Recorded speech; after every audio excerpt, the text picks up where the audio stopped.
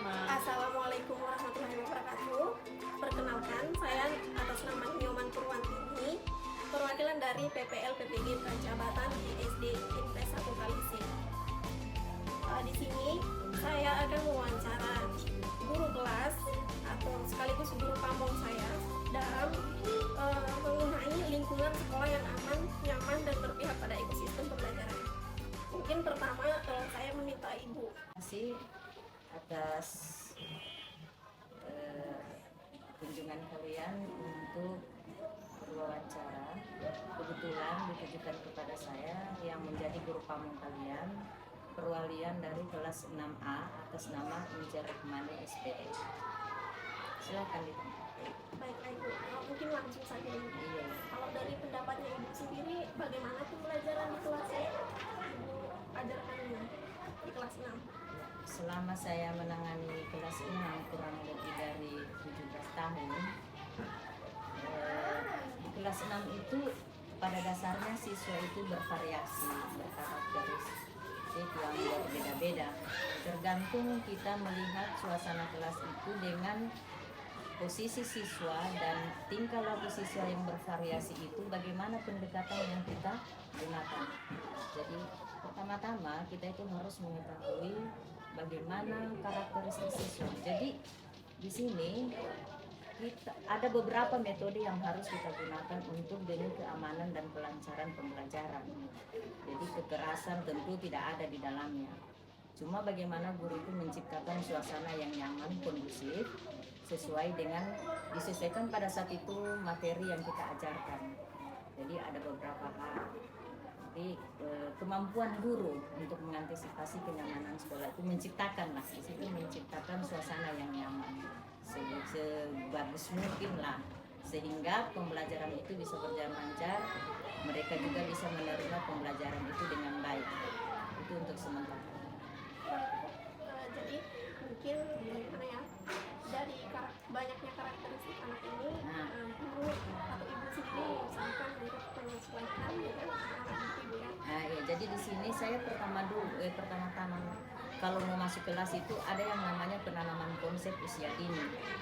Penanaman konsep usia dini inilah yang membantu guru itu ketika baru masuk kita belajar, siswa sudah tahu, oh guru masuk.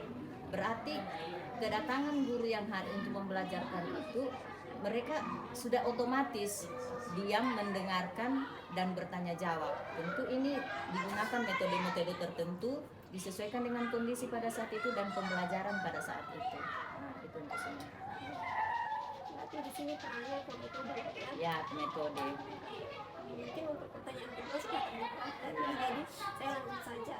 Kalau untuk cara tadi ibu sudah jelaskan secara sederhana, dengan saya ingin bertanya tentang kendala apa yang ibu alami selama menjalani hal tersebut.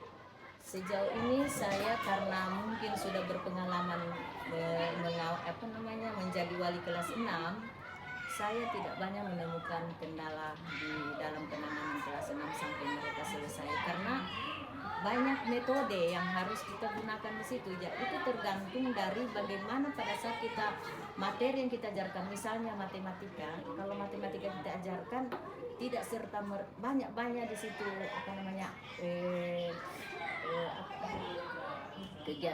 misalnya bahasa Indonesia disesuaikan dengan materi yang diajarkan, bervariasi. Jadi apapun itu dengan bentuk video, mungkin visualnya kan, dengan cara membacanya, atau mereka bertanya jawab, atau pokoknya banyak lah. Menarik minat siswa ya. Iya, tergantung dari minat siswa. Dari situ tidak masukkan juga. Kemudian harapan ibu ke depannya seperti apa? Ya, harapan saya ke depannya, saya selalu berulang-ulang, dan ini bukan menjadi 1 kali 2 kali ya. Saya selama menjadi wali kelas 6, harapan saya itu siswa ini sudah menjadi program saya setiap tahun. Saya mulai dari tahun 2021 kemarin. Apabila ada siswa berprestasi dari 1 sampai 5 besar, saya memberikan penguatan atau motivasi khusus bagi mereka. Ada hal-hal yang spesial yang saya berikan kepada mereka ketika mereka lulus, dan ketika mereka lulus ada siswa yang berprestasi, saya manfaatkan atau saya berdayakan untuk menjadi salah satu guru latihan. Ya, saya latih memang dari situ, karena saya ingin salah satu guru yang berprestasi itu bisa membantu saya menjadi guru tutor sebaya di sekolah ini. Ya, kebetulan sudah berjalan 1 tahun ini, ada atas nama Efraim yang mengajar pengembangan bakat. Nah itu, jadi dia bantu saya setiap hari Sabtu kan dia libur. Setiap hari Sabtu dia libur, saya manfaatkan itu. Nah, di sini untuk kenapa saya berdayakan itu untuk memotivasi mereka agar mereka bisa juga seperti itu.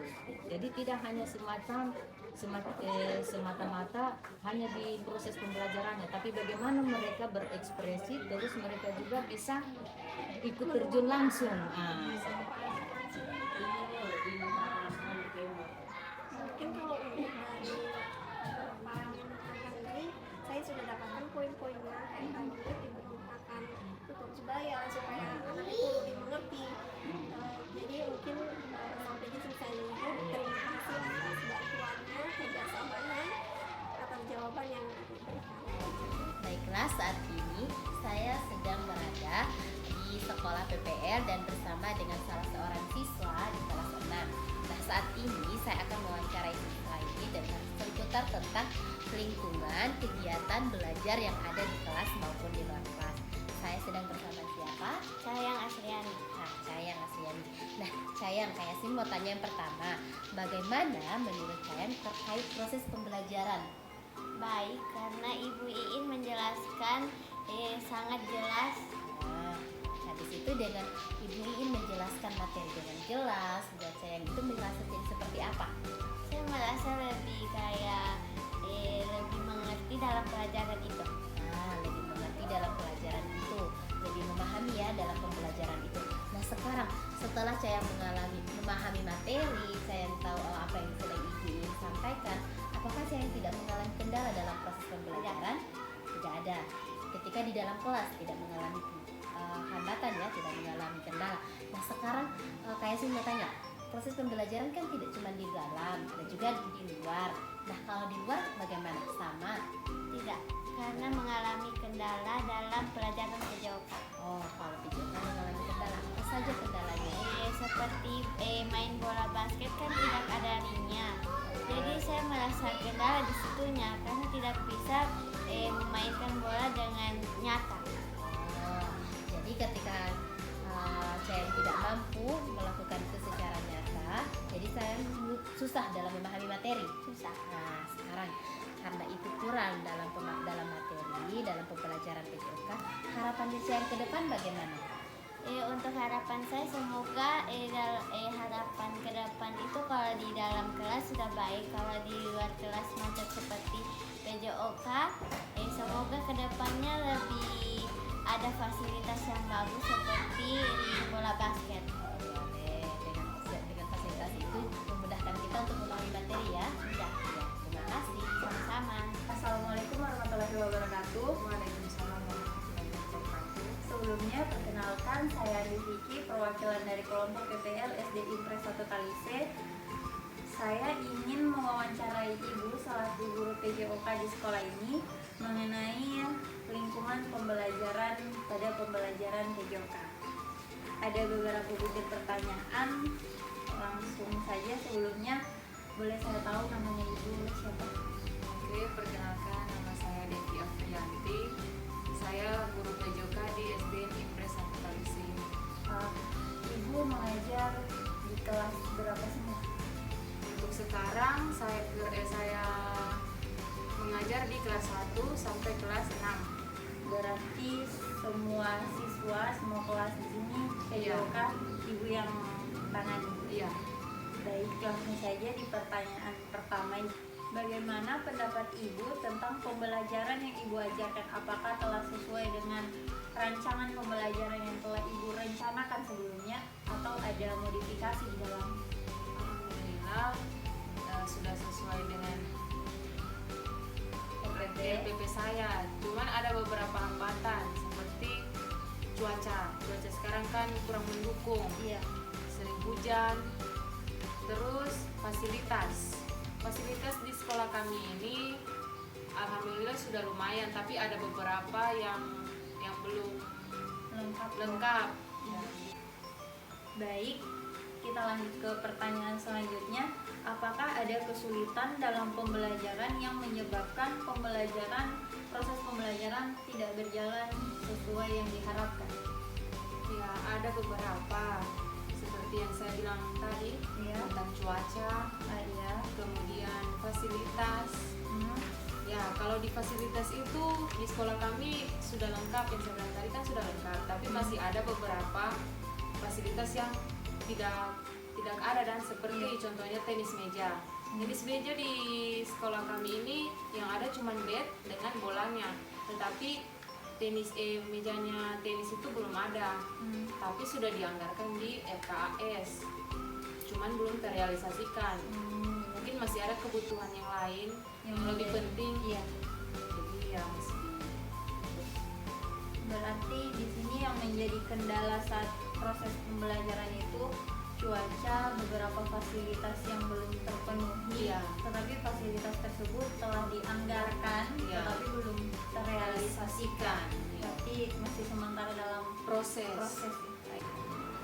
Selanjutnya pertanyaan yang ketiga, bagaimana cara ibu mensiasati kesulitan dalam proses pembelajaran tadi, seperti cuaca, fasilitas tadi? Ya. Contohnya kalau seperti cuaca pagi hari tidak mendukung. Iya. Kemungkinan kami di dalam kelas, saya kasih mereka materi tentang materi yang saya ajari di lapangan, dibawa di dalam kelas. Kemudian yang fasilitas itu tadi seperti saya bilang, contohnya tenis meja. Kalau untuk tenis meja itu saya pakai alat seadanya dulu, karena mejanya belum ada. Untuk sementara anak-anak saya suruh bermain menggunakan bed dengan bolanya saja sambil berjalan untuk mensiasati itu. Pertanyaan yang keempat, bagaimana cara ibu menciptakan kondisi yang aman dan nyaman bagi peserta didik dalam proses pembelajaran, baik itu di lapangan atau di kelas? Kalau dari keamanannya, Iya. sebelum saya masuk dalam kelas itu untuk melakukan pembelajaran PJOK, Iya. kalau di lapangan itu saya lihat kondisi lapangan dulu, apakah sudah bersih, kemudian tidak ada Kotoran kotor, atau anak-anak yang biasa kan ada anak-anak kelas lain di lapangan ya gitu. begitu. Kemudian untuk keamanannya, kenyamanannya ya. Iya, Kenyamanannya saya selalu tekankan sama anak-anak kalau pada saat olahraga dalam permainan itu harus bersikap sportif, tidak boleh main curang, Iya. dan tidak boleh ada kekerasan fisik di dalam olahraga tersebut. Kemudian pertanyaan terakhir, apa harapan ibu ke depannya untuk pembelajaran ibu sendiri? Harapan saya semoga fasilitas yang saya butuhkan Iya. semoga sudah segera terpenuhi agar anak-anak lebih nyaman saat berolahraga dan minat dan bakat mereka semakin berkembang. Iya, makasih ibu. Terima kasih atas waktunya, atas wawancaranya.